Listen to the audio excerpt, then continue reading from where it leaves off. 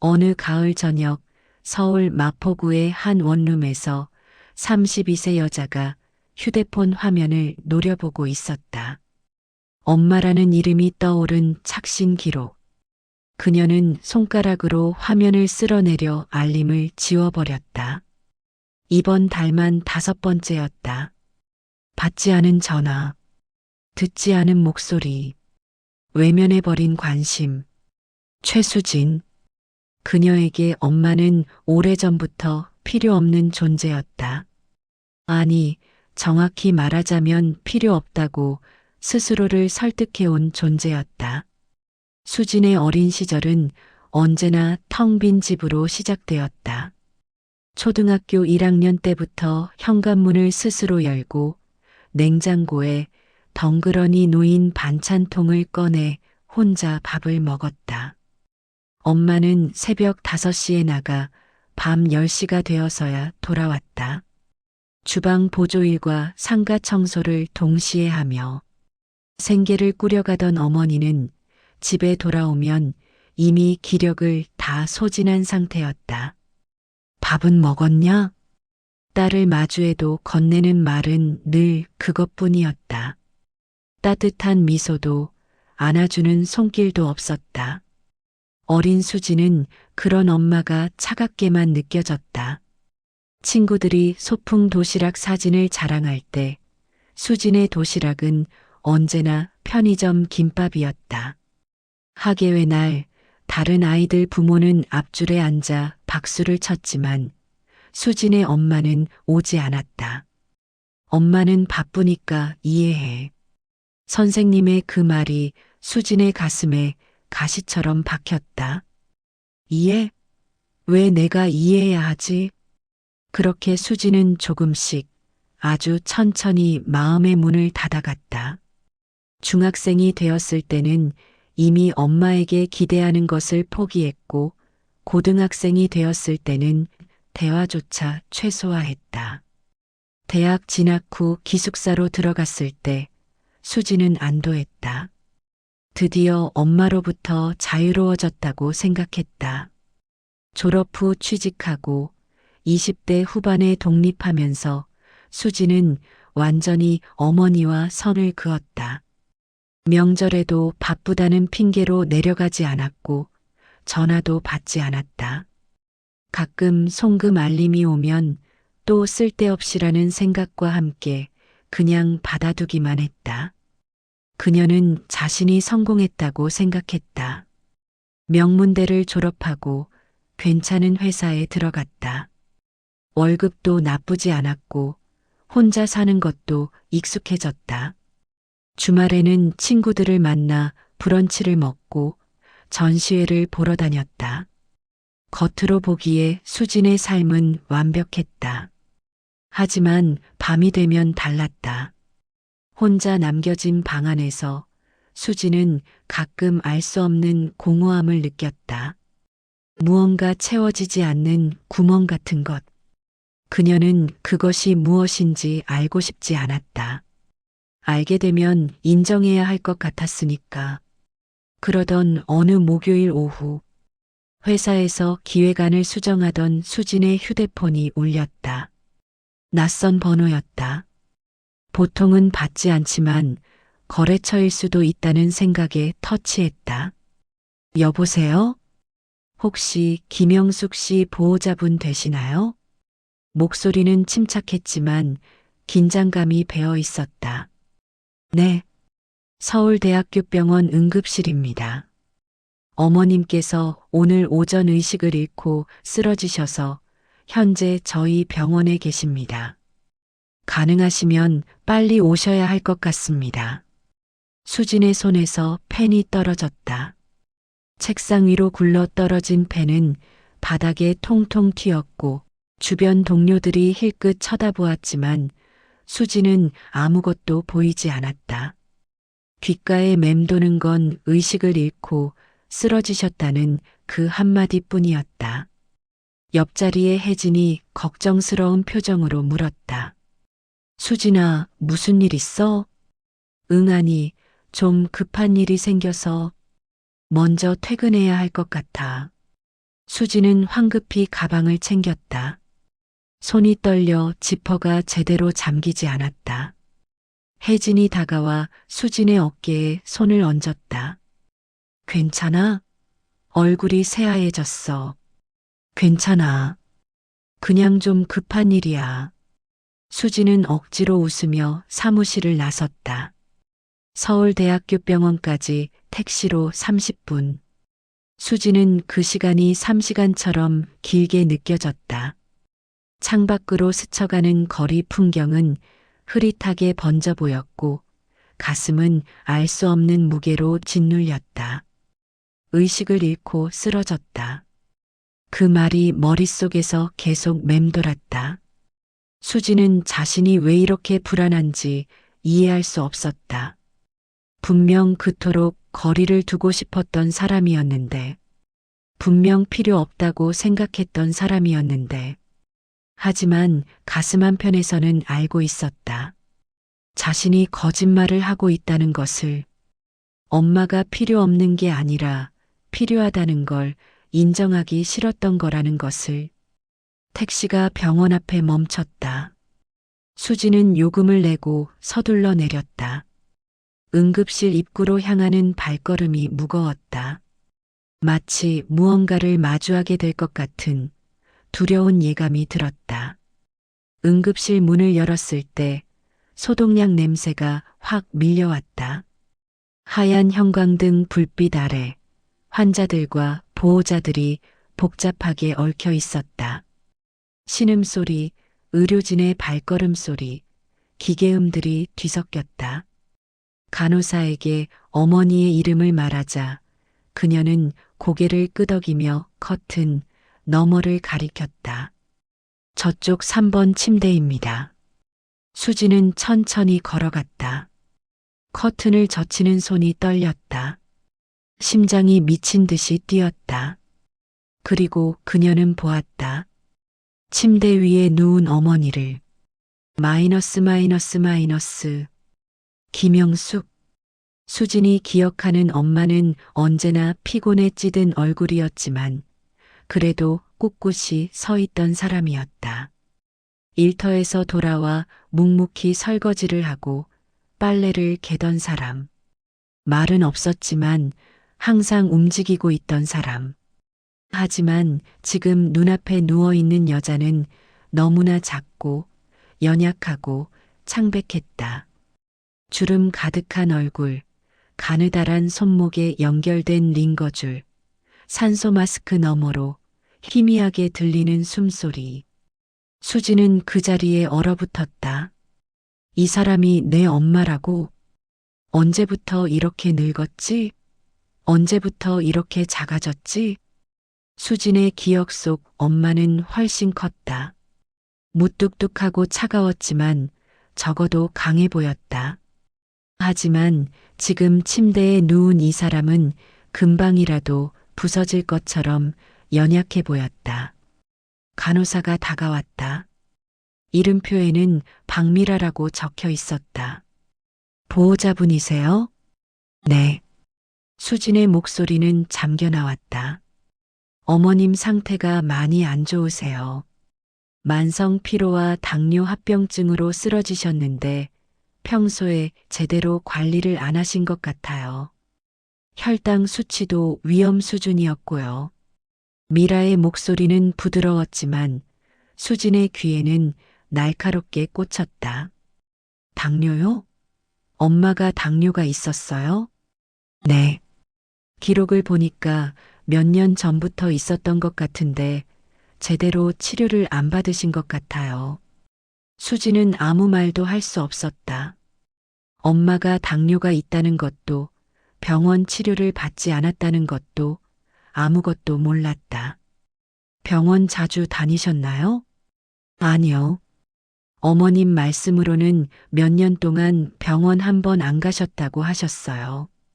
일하느라 시간이 없으셨대요. 수진의 입술이 파르르 떨렸다. 미라는 잠시 망설이다가 손에 들고 있던 낡은 수첩을 건넸다. 이거 어머님 가방에서 나왔어요. 혹시 따님 거 아닐까 해서요. 수지는 떨리는 손으로 수첩을 받았다. 검은색 합성 피역 표지, 모서리는 달아서 해졌고 군데군데 얼룩이 져 있었다. 표지에는 작은 글씨로 일기라고 적혀 있었다. 펼치자 빽빽한 손글씨가 나타났다. 엄마의 글씨체였다. 삐뚤삐뚤하지만 정성스럽게 쓴 글씨. 군데군데 지워진 흔적도 보였다. 아마 쓰다가 지우고 다시 쓰기를 반복했을 것이다. 2023년 12월 15일. 수진이 생일. 전화했는데 안 받았다. 작년에도 축하 못 해줬는데. 미안하다. 케이크라도 사서 갖다 주고 싶었는데 주소를 몰라서. 수진아, 생일 축하해. 엄마는 늘 내 편이야. 수진의 손이 멈췄다. 그날을 기억했다. 친구들과 술을 마시다가 엄마의 전화를 본 것. 그리고 오늘은 내 생일인데 왜 귀찮게 하지라고 생각하며 무시했던 것. 페이지를 넘겼다. 2024년 1월 27일. 오늘 눈이 많이 왔다. 수진이는 따뜻한 옷 입고 다니는지 모르겠다. 감기 걸리면 안 되는데. 전화해보고 싶지만 귀찮아할까봐 못하겠다.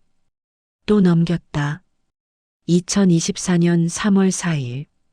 어제 꿈에 수진이가 나왔다. 어렸을 때 모습으로.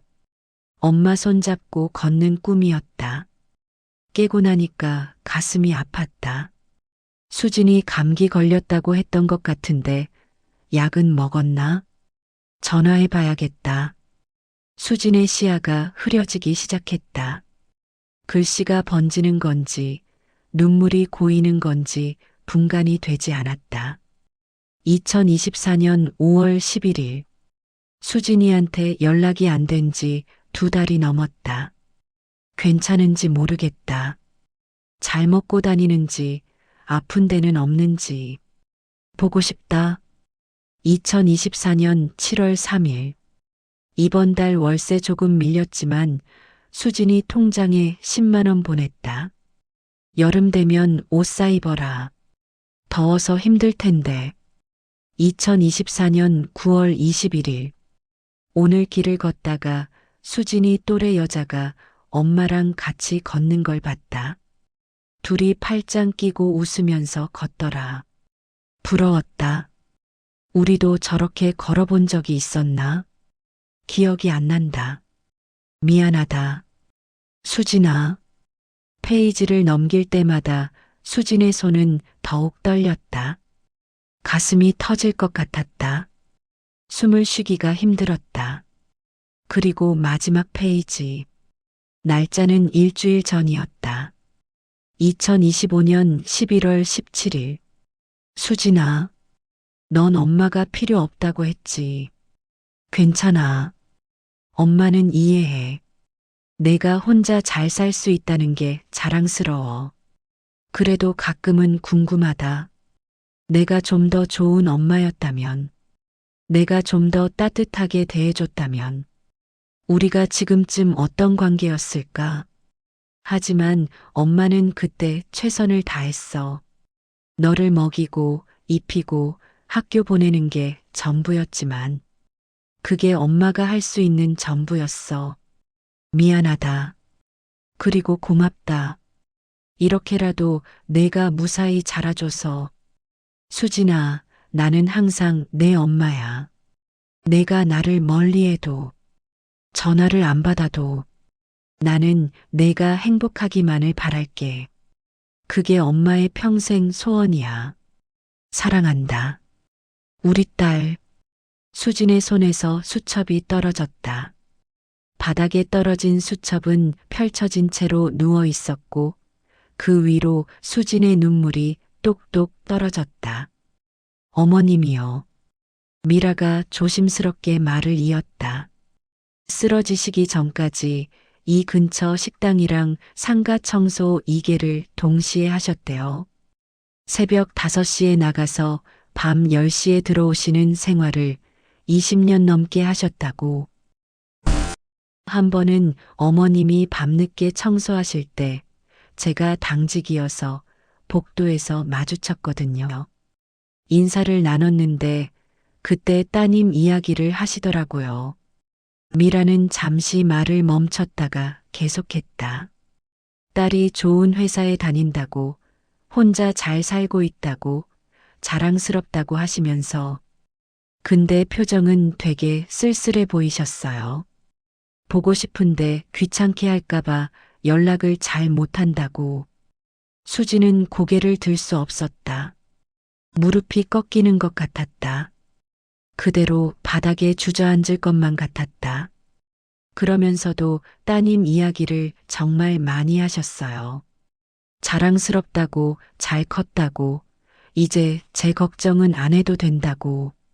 그런데 딱 한 가지 소원이 있다고 하셨어요. 무슨 소원이요?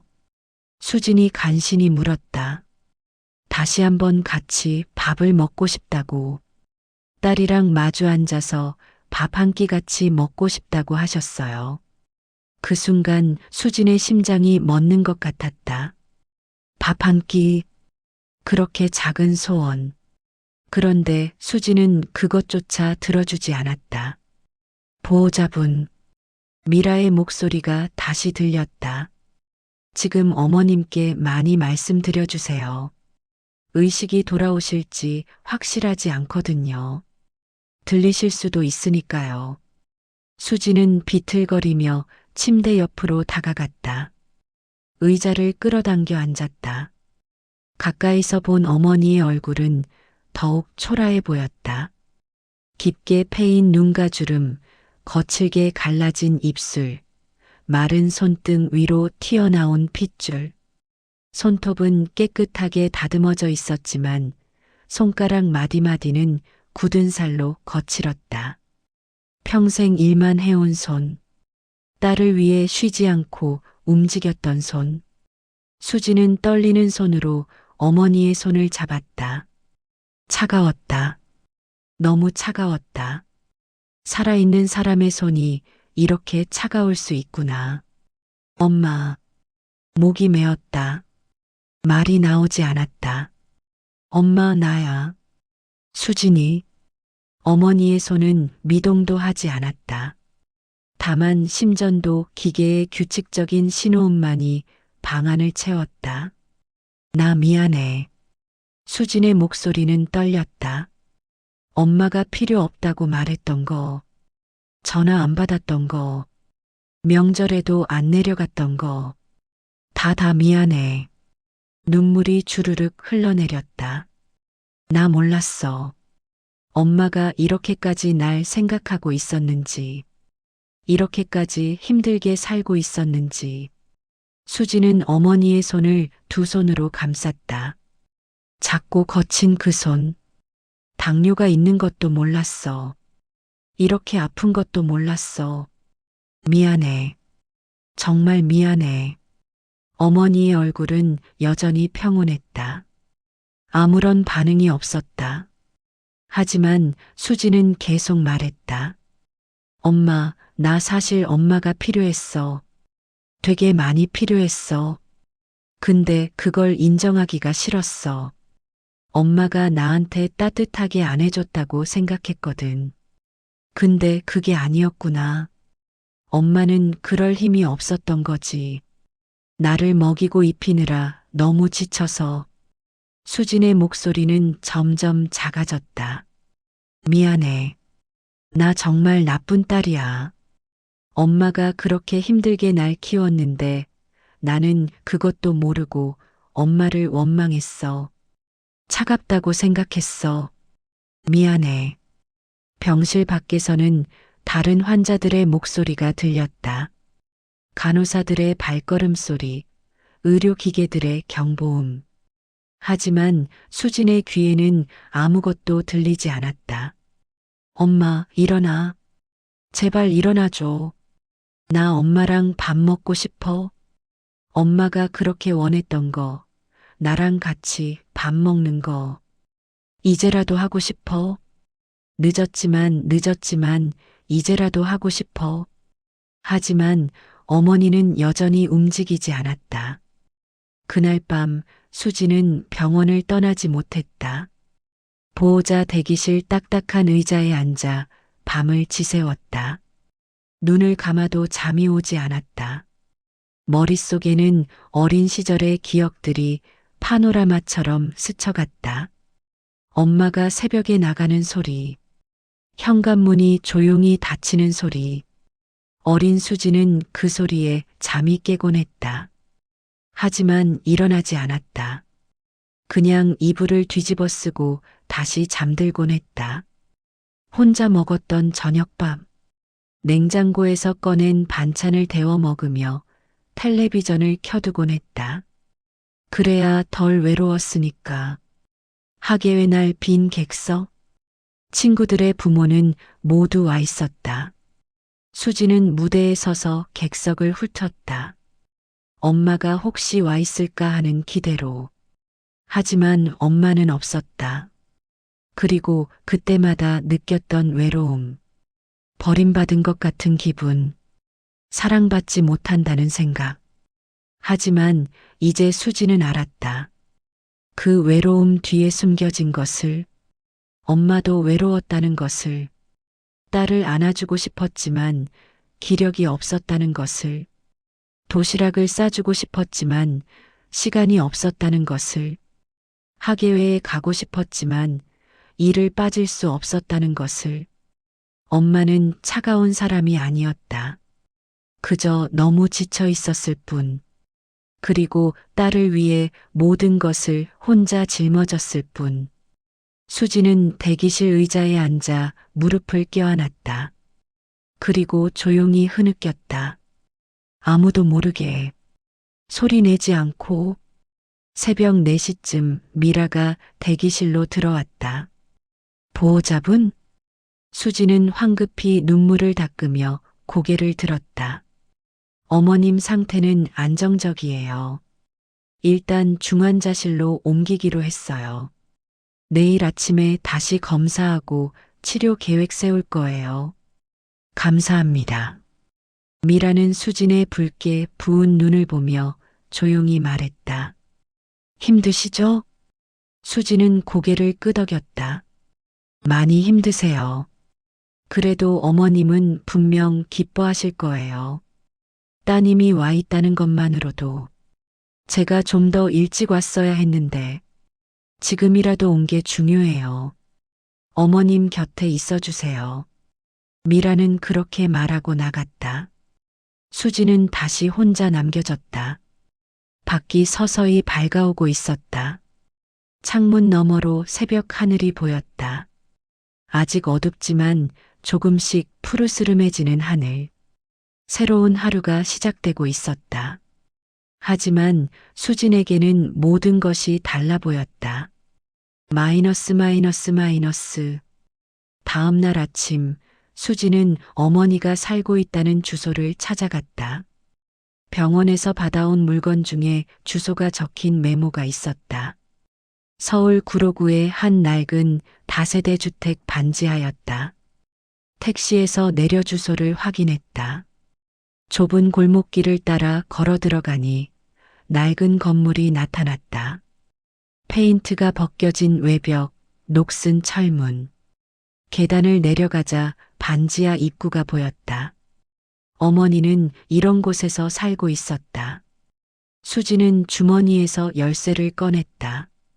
병원에서 받아온 어머니의 물건 중 하나였다. 문을 열자 곰팡이 냄새와 함께 작고 어두운 방이 나타났다. 창문은 작아서 햇빛이 거의 들어오지 않았다. 6평도 안 되어 보이는 공간.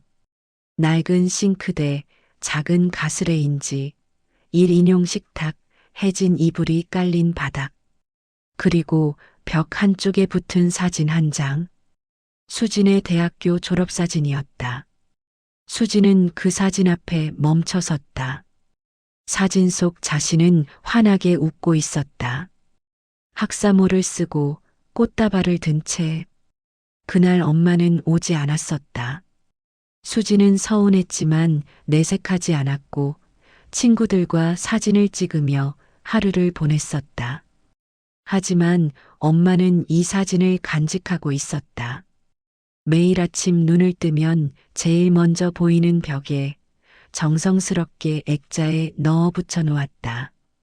수진의 손이 사진 테두리를 쓰다듬었다. 먼지 하나 없이 깨끗했다. 매일 닦아낸 흔적이 역력했다. 사진 옆에는 작은 메모가 붙어 있었다. 2023년 2월. 수진이 졸업식. 가고 싶었는데 일 때문에 못 갔다. 미안해. 그래도 우리 딸 정말 예쁘다. 자랑스럽다. 수진의 눈에서 또다시 눈물이 흘렀다. 그녀는 방 안을 천천히 둘러보았다.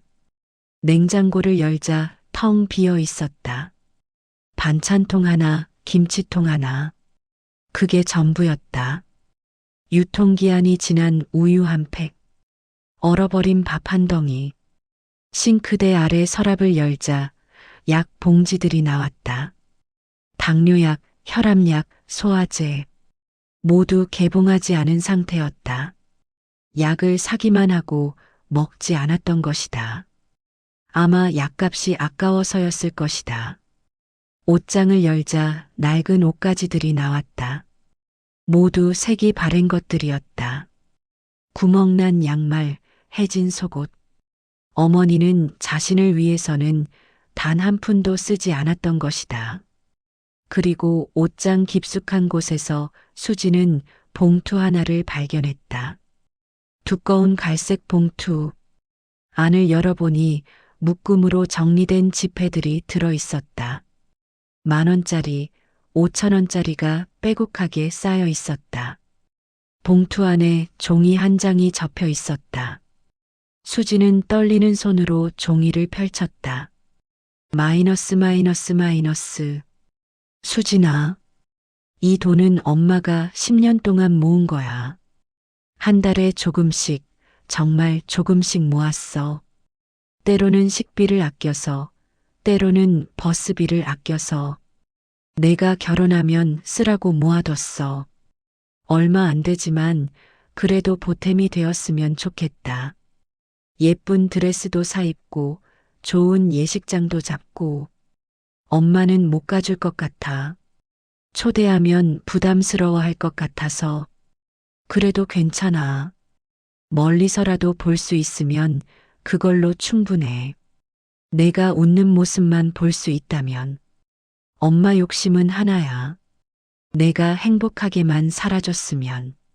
좋은 사람 만나서 따뜻한 가정 꾸리고 엄마처럼 힘들게 살지 말고 편하게 행복하게 살았으면 좋겠어. 그게 엄마 평생 소원이다. 사랑한다. 우리 딸 세상에서 제일 사랑한다. 수지는 그 자리에 주저앉았다. 차가운 바닥에 무릎을 꿇고 봉투를 꼭 껴안았다. 그리고 소리내어 울었다. 엄마, 목이 찢어질 것처럼 아팠다. 나 정말 미안해 정말. 방 안은 고요했다. 햇빛조차 제대로 들어오지 않는 어두운 공간이었지만 그 안에는 딸을 향한 사랑이 가득 차 있었다. 벽에 붙은 졸업사진, 냉장고에 붙은 수진의 어릴 적 그림, 서랍 속에 간직된 수진이 초등학교 때 쓴 편지. 엄마 사랑해요. 빨간 크레파스로 삐뚤빠뚤하게 쓴 글씨. 수지는 그 편지를 보며 기억했다. 어린이날에 학교에서 부모님께 편지를 쓰라고 했었다. 수지는 엄마가 좋아할까 싶어서 열심히 썼었다.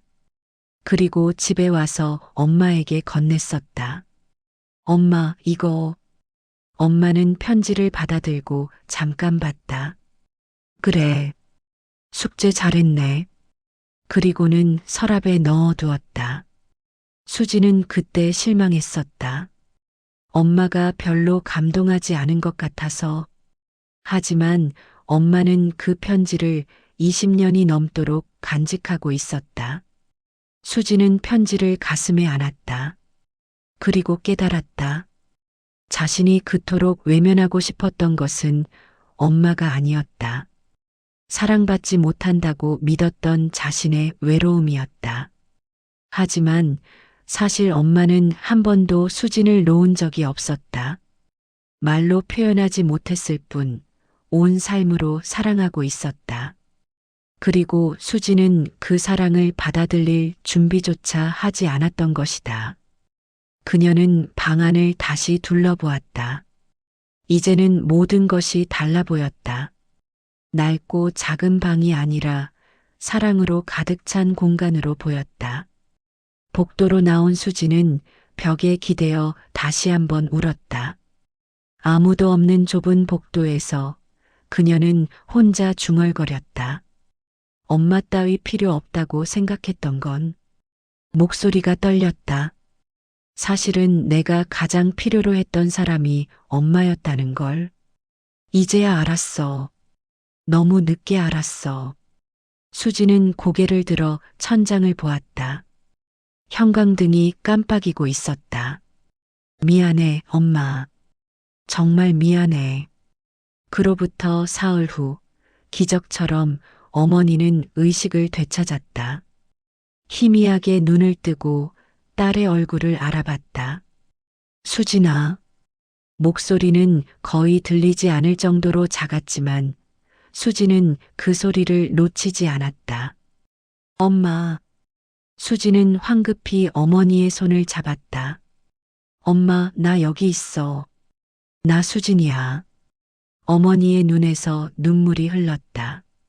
왔구나. 응, 왔어. 엄마 미안해. 정말 미안해. 어머니는 고개를 천천히 저었다. 미안해하지 말라는 듯. 괜찮아. 엄마는 괜찮아. 너만 무사하면. 수지는 어머니의 손을 두 손으로 꼭 잡았다. 엄마, 나 이제 안 갈게. 엄마 옆에 있을게. 아니야, 너는 내일. 일은 괜찮아. 나 휴직했어. 엄마 돌볼 거야. 어머니의 눈이 커졌다. 안 돼, 너는. 엄마. 수지는 어머니의 얼굴을 마주 보았다. 나 엄마 필요해. 엄마 없으면 안 돼. 그러니까 제발, 제발 나버리지 마. 그 말에 어머니는 또다시 눈물을 흘렸다. 버리다니 엄마가 널. 응, 알아. 이제 알아. 엄마가 날 얼마나 사랑했는지. 늦었지만 이제 알았어. 수지는 어머니의 이마에 자신의 이마를 댔다. 사랑해, 엄마. 정말 사랑해. 어머니는 떨리는 손으로 수진의 머리를 쓰다듬었다. 나도 사랑해, 우리 딸. 그날부터 수진의 삶은 완전히 바뀌었다. 회사에 장기 휴직을 신청하고 어머니를 돌보는 일에 전념했다. 반지하 방을 정리하고 자신의 원룸으로 어머니를 모셨다. 좁은 공간이었지만 함께라면 충분했다. 매일 아침 수지는 어머니를 위해 아침을 차렸다. 서툴렀지만 정성을 다했다. 유튜브를 보며 요리를 배웠고 영양사와 상담하며 당뇨에 좋은 식단을 구성했다.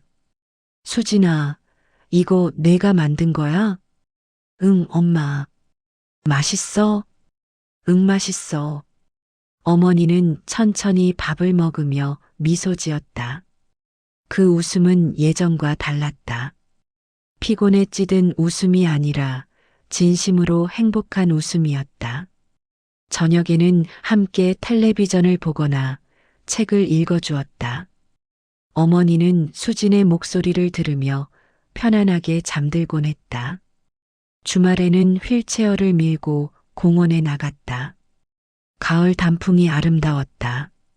빨갛고 노란 잎들이 바람에 날렸다. 엄마, 저기 봐. 단풍 예쁘지? 응, 예쁘다. 내년 봄에는 벚꽃 보러 가자. 우리. 그래, 그러자.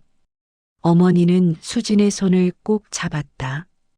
그 손은 여전히 거칠었지만 이제는 따뜻했다. 마이너스 마이너스 마이너스. 어느 날 저녁 수지는 어머니에게 물었다. 엄마, 나 어렸을 때 엄마가 날 사랑한다고 말해준 적 있어? 어머니는 잠시 생각하더니 고개를 저었다. 잘 모르겠다. 아마 안 했을 거야. 왜? 엄마는 그런 말하는 법을 몰랐어. 우리 엄마한테도 그런 말 들어본 적 없고. 수지는 고개를 끄덕였다. 그치? 나도 그래서 엄마가 날 안 사랑하는 줄 알았어. 어머니의 눈이 흔들렸다. 미안해. 아니야, 엄마. 미안한 건 나야. 이제는 알아. 사랑은 말로만 하는 게 아니라는 걸. 엄마는 온 삶으로 날 사랑했잖아. 수지는 어머니의 손을 잡았다. 이 손으로, 엄마의 이 손으로 날 사랑했어. 매일 일하고 밥하고 돈 벌어서 그게 다 사랑이었어. 어머니는 눈물을 흘렸다. 고마워 그렇게 생각해줘서. 이제부터는 내가 엄마를 사랑할게. 엄마가 내게 해준 것처럼. 그로부터 사흘 후 기적처럼 어머니는 의식을 되찾았다. 희미하게 눈을 뜨고 딸의 얼굴을 알아봤다. 수진아. 목소리는 거의 들리지 않을 정도로 작았지만 수지는 그 소리를 놓치지 않았다. 엄마. 수지는 황급히 어머니의 손을 잡았다. 엄마, 나 여기 있어. 나 수진이야. 어머니의 눈에서 눈물이 흘렀다. 왔구나. 응, 왔어.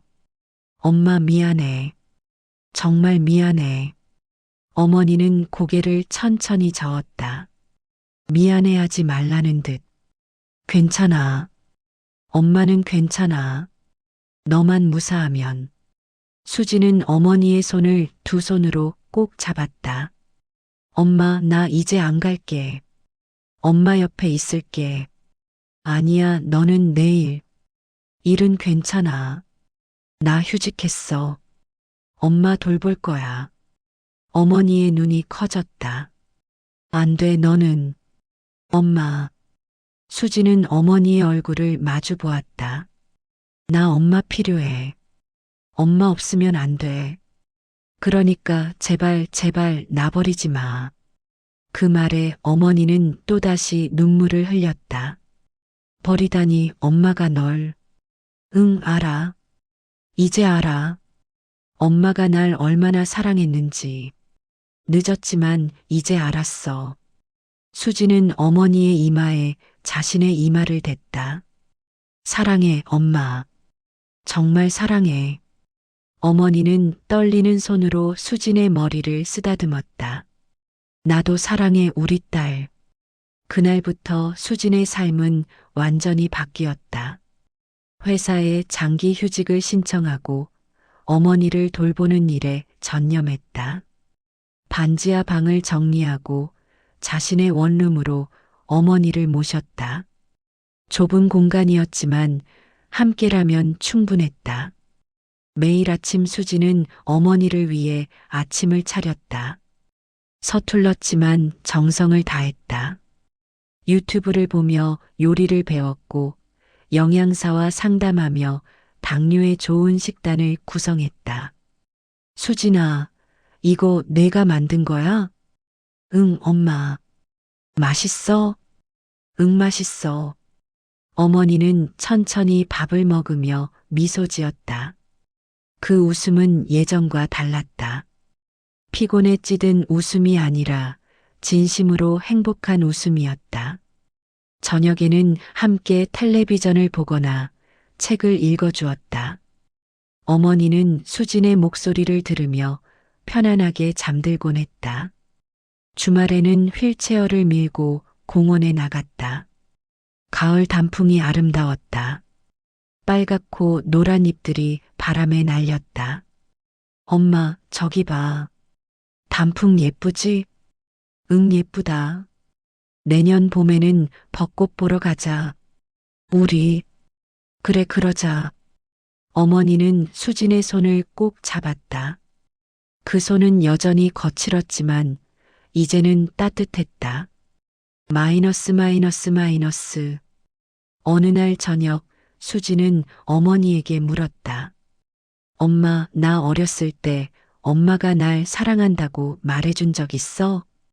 어머니는 잠시 생각하더니 고개를 저었다. 잘 모르겠다. 아마 안 했을 거야. 왜?